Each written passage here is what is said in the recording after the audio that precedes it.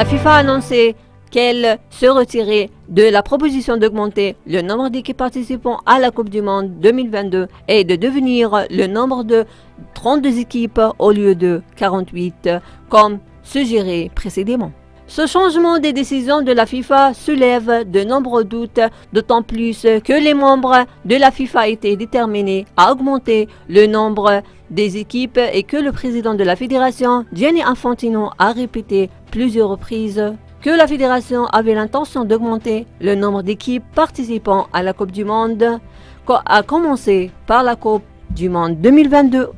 au Qatar. Le changement soudain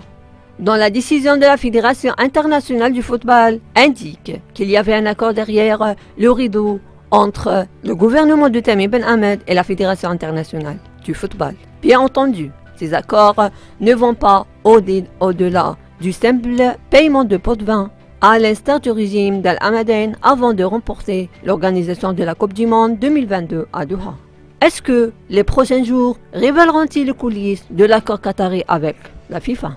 Cela confirme la tendance selon laquelle le rejet de la proposition adoptée par la Fédération internationale du football vient à un moment très sensible. Le régime d'Al-Hamadein est en crise actuelle avec les pays arabes qui rejettent sa politique et les pays qui avaient des relations avec Qatar comme Koweït et Oman ont refusé de participer à l'organisation de la Coupe du Monde 2022. Al-Hamadein a-t-il donné l'argent de la FIFA